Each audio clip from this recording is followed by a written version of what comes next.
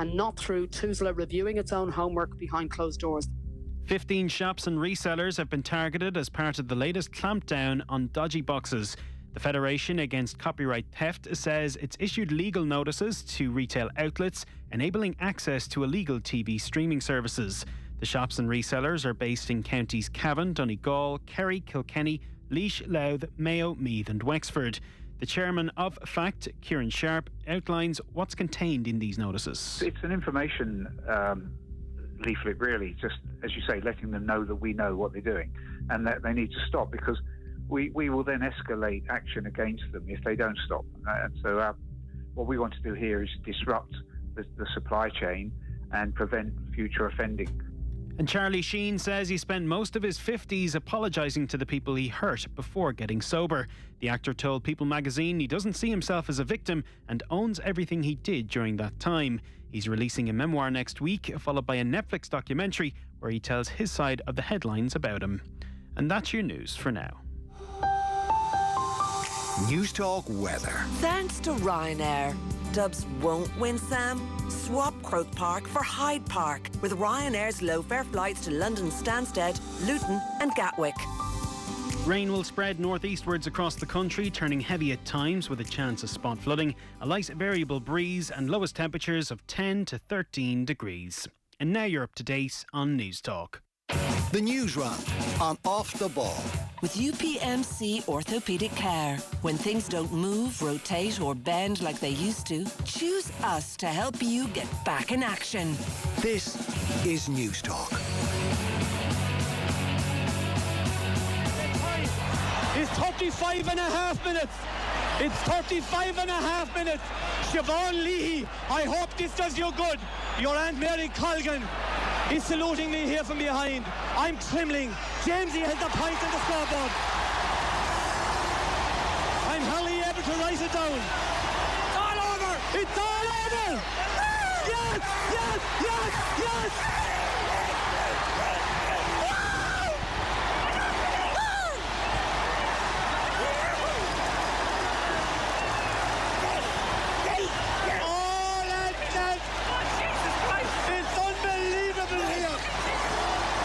Absolutely unbelievable. I cannot hardly speak to you because there are people hanging out of us here in the top deck of the Hogan's Den. I'm standing up. I'm trembling. Oh, Clare are the All-Ireland champions. I never thought I'd get to say it, but thanks be to God, the 70 minutes that we have dreamt about and dreamt about. John Minogue. Oh boy, oh boy, oh boy. Yes, indeed. The sounds of Matthew McMahon on Clare FM. This week, 30 years ago, the 3rd of September 1995, when Clare beat Offaly to win their first All-Ireland title in 81 years. Tonight on the show, we're celebrating this moment because we have had the pleasure to sit down with Ger Loughnane for an extended interview in Ennis a little earlier on today. So it's coming your way on the radio tonight between 7:30 and 9 o'clock. From 9 o'clock then, the football show comes your way as scheduled. Mick is going to be chatting to Henry Winter, and we're also going to be talking Republic of Ireland with Nathan Murphy as we head into the international break. Nathan, by the way, very busy this week. He's also been working hard down at the K Club, so he's secured an exclusive chat with Rory McIlroy, and he's also been speaking on the course to Brooks Koepka. They're now available, those interviews, on the Golf Weekly feed for free, and we're also going to be bringing to you them on the radio tomorrow evening, because we're going to be coming to you live from the K Club. So we're all over the country this week. Our number is 0879 180 180 if you want to contact us on WhatsApp. Tonight I'm speaking to you from the Radisson here in Athlone on my way back to Dublin from Ennis, and back in studio in Dublin I'm happy to say that we have Stephen Doyle bringing you the news round very shortly. Stevo, how are you doing? I'm great, Owen. Thanks very much. And Michael McCarthy, of course, is in studio. Mick, he won't rob your grave as quick, Owen. Look at him. He's in the hot seat and he's absolutely delighted. Oh, how could he not be? Hearing those sounds of 1995. It's, I presume this is right up there with top 5, at least top 10 moments in your entire life? In my entire life, right? We're taking sporting life out of it. Yeah, easily, I would say. Best summer of my life, 95. Hot weather. Oh my God. Steve, I'll remember because Dubs won the All-Ireland. But yeah, like I was 10 years old though, you know, and like, you're going to talk a lot of to Gerlach Nan later on about heartache and everything that went with it, but had been at previous Munster finals and so on, and had been at the league final, which comes up a lot, the 95 league final against Kilkenny, in the story of Clare's breakthrough. And it was a sort of a sense of, like, you know, it's never going to happen. Why do we come from this place where, you know, nothing ever goes well? I remember, like, even there was a great under-21 team in 92 that happened to come up against the great Waterford under-21 team and lost the brilliant Munster final. You know, it was that kind of thing. It was like nothing would ever work. And then, as long as I live, I'll never, like, I remember almost every detail of, you know, what I was doing, not necessarily the match in the 95 All-Ireland, you know, and it's just never left me, like, you know. We should say that Gerlach Nan agreed to do this interview after you contacted him, Mick. I mean, was there a Clare nature to the connection? I mean, I've never successfully booked Gerlach Nan for the show. He's a man who doesn't like to comment too much on contemporary hurling matters. I think he's deliberately taken himself away from the spotlight, so to speak, in terms of being put in front of a microphone. So why did he say yes to you to talk about this? I don't know. I suppose you'd have to ask Ger that. But no, I did a piece with Ger a few years ago, and obviously the Clare connections kind of over the course of the day kind of came up, and he talked to me, and he remembered my grandfather hurling. There was that kind of, you know, that small county element. My grandfather would obviously have been a good bit older than Ger, but he remembered, you know, the tales of him and so on. So, yeah, there was like a bit of a connection there, but, like, you know, no more so than many people would have. I think Ger has deliberately taken himself out in that he does everything full, you know, and he did his playing career to the very end, you know, at the absolute maximum. Then he used management career again until it just takes it out of it. And I think it was the same with his punditry. He just wanted to do it until, you know, it was time to step off. And then when he stepped off, you know. So, but I think I just more or less told him that we were hoping that I know he doesn't do much anymore, but we wanted to celebrate this anniversary and this moment in time, which is, you know, we'll hear some commentaries and different things like this was. And if you're listening in Armagh, or you're listening in Tyrone, or, you know, Offaly, Galway, you know, in from a hurling point of view, you know, this happens only every few years, and it only happens to a county once. And there was nothing like 1995 from Clare's point of view. And all the success since and all has been amazing, and the heartache, you wanted more when you've had it before and all of that, so on. But there'll only ever be one breakthrough. And I think Ger recognised that, and because we wanted to celebrate that, I think he was more than happy to kind of come out of his retirement for one day only. Just on the broadcasting thing, because he obviously was one of the great pundits, and you'd put him up there with the likes of, say, you know, Joe Brolly, Pat Spillane, John Giles, Dunphy, all these great pundits that we've seen over the years. The voice of kind of. Yeah, exactly. Yeah. And just for the honesty and, you know, I suppose, cut through the bullshit, you know, pardon my French. But, like, why did he step away? And do you think, because he's still a young enough man, like, he'd surely have still a lot to give to broadcasting, punditry, whatever the case may be. Yeah, I'm sure he would, but he's probably done it long enough, and there's a new generation coming through. And don't forget, there was a lot of changes in RTE as well. And, you know, like, I mean, you're looking with new panels and new rotations and so on, and maybe it was time for someone else to do it, you know. Like, you have to remember that, as well as that, without getting too into it, like, you know, there was a leeway, I think, for certain pundits that suited certain pundits. And the way they do things these days might not work for that more kind of old school, say it like it is, get yourself in trouble, have the whole country hating you one week and then kind of loving you the next week. And, you know, I think those days are probably gone from at least TV punditry anyway. It's amazing how much texture there is around this Clare All-Ireland win in 1995. Actually, a lot more texture than I had realised. I'm sure Clare people need no introduction to a couple of pieces of audio that we're about to play, but I met Tommy Rooney, our Gaelic Games correspondent, down in Ennis earlier on. We had a chat that you'll hear before we play Ger in about 20 minutes' time. And he brought up YouTube, and he brought up this video called Clare, What a Year 95. I wasn't 100% sure who made it, but in the credits at the end, it has Marty Morrissey down as program editor, so I presume it's some sort of RTE production. I had never seen this in my life, but immediately after skimming through it today, you can put it adjacent to a year till Sunday in terms of great 1990s insightful sports documentaries. Like they followed the Clare players in their 7 a.m. training sessions, do pitch-side interviews with them. They go inside the homes of people who are involved with the team, and there is great access. But one of the amazing things, this is the first clip we play for you, is that they actually do dramatisations of certain moments in Clare's year. And Mick, you mentioned the league final in 1995, where they get absolutely hammered by Kilkenny. Well, I think it's 9 points in the end. But it's a hammering, yeah. It's a 9-point hammering, and hope and the ambition of winning an All Ireland seems like a distant thing after that league final. And in this Clare What a Year 95 video, there's a dramatisation of what a pub in Fecal, namely Bohan's pub in Fecal, might actually look like. Have a listen to the pint men. Did you see what Dunne said in the paper today? Indeed, I did. Isn't it a brave man that say we'd win a Munster championship after that display against Kilkenny yesterday? Well, there's another way of looking at it too. Maybe it was trying to give the lads a lift, he was. Christ, they need some lifting. Did you see the match at all? Did you see the 2 goals they let in before the half-time? Did I see it? Wasn't I at it? Well, listen here to me, lads. Cork will bait about the gate in the Munster championship and there's nothing short. Well, look, I never ate too many briars. I don't think they're as bad as you're making them out to be. Right, you forget in 93. Didn't Tipperary walk straight through them? And in 94, didn't we bait them out the gate? What they need is something like Bamji. Bamji? Yes, just is all in the mind, you know. Isn't that what I'm saying? That's where Lucknan comes in. So isn't he better than any Bamji? Time will tell. There you go. This is Clare What a Year 95. I mean, I'd love to know what happened to the actors after that, because they were only going one place only, which is Hollywood. That was absolutely sensational. Sounds like a Martin McDonagh play. Yeah.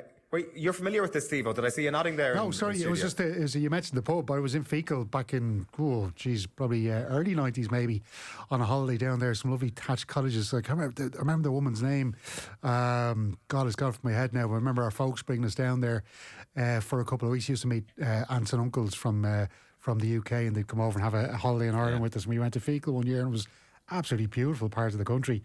Even though it was maybe a bit obscure, as you were saying. Yeah, I did that. It's Sherlock Nan's place, obviously, and I did that that aforementioned interview in Bowen's pub. It's the family of Father Harry Bowen, kind of famous Clare hurling man and the manager in the 1970s of the 2 league winning teams. So a lot of history in that pub as well. But that's a fantastic piece. I've never seen this documentary, which is kind of bizarre to me, and I feel like I'll be going home to watch it tonight.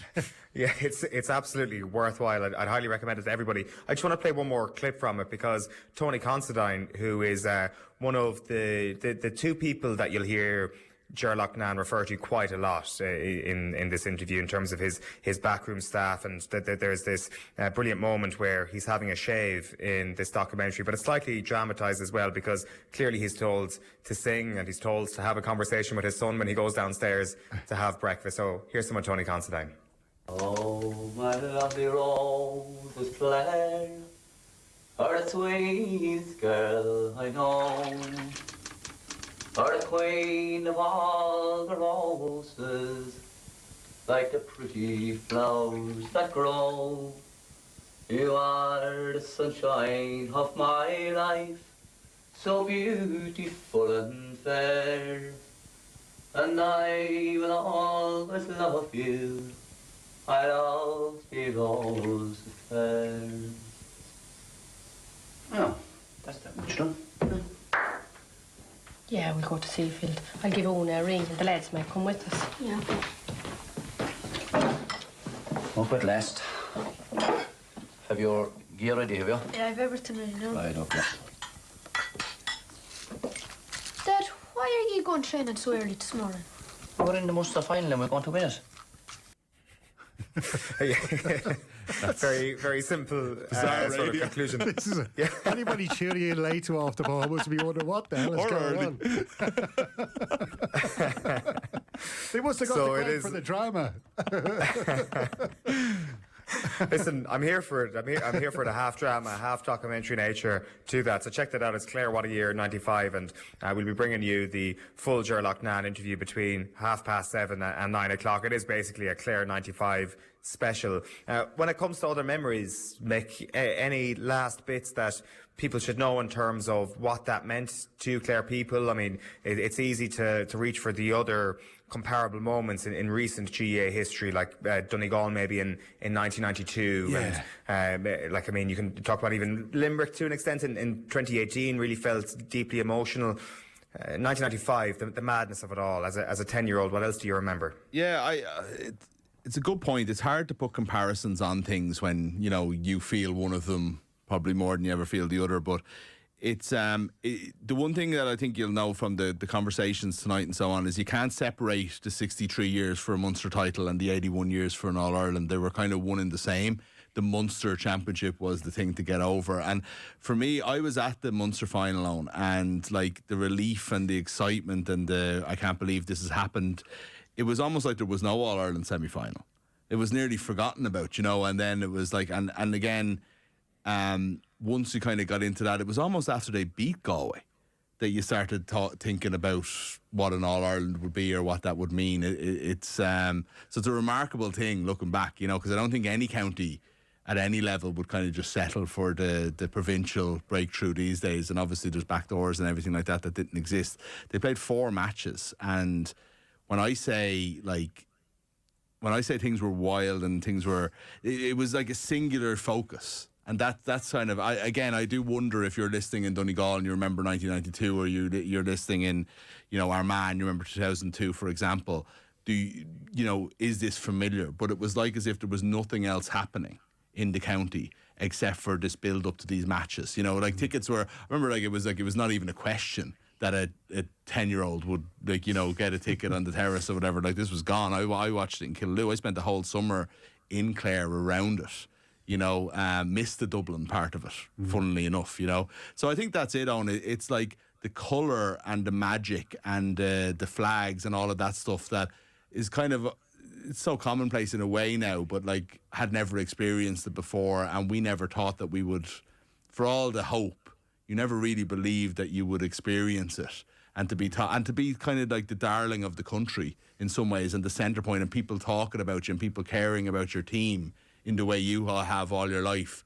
It's a kind of a remarkable thing. It's an interesting thing when you don't kind of, I don't mean this in a flippant way or anything on, but like everybody's always talking about Kerry.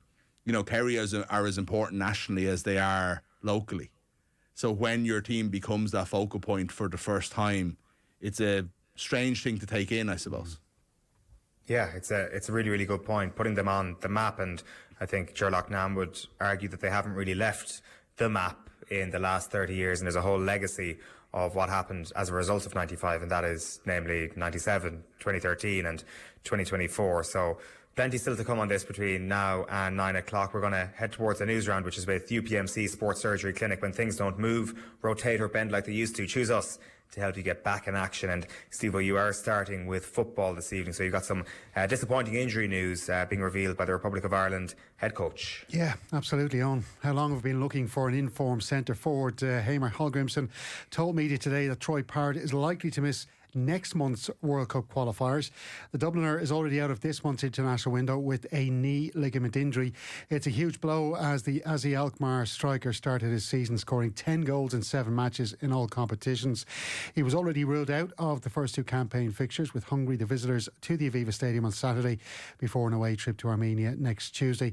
Now it looks like he could miss the October games against Portugal and Armenia. Celtic defender Liam Scales rolled his ankle in the Premiership draw with Rangers at the weekend, but he's expected to be fine for the games this week.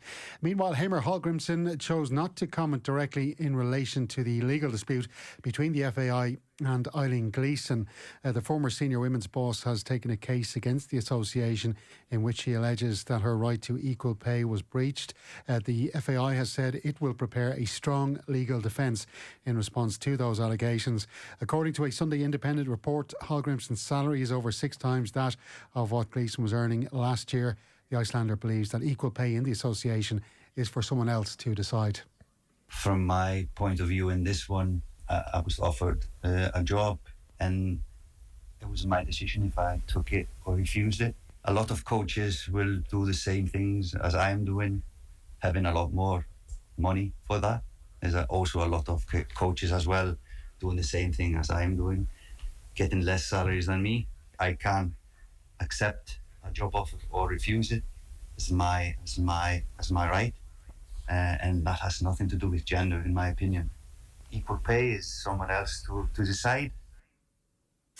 Yeah, a slightly tricky situation there for him or Hallgrímsson. Obviously, wouldn't really expect him to answer that in many different ways. I'm not sure what your take is, lads, but it has the air of optimism been taken out just a little bit by the Troy Parrott injury news. I think that was one of the real factors going into this international break that gave people hope. I know there's a bit of depth in the front three positions.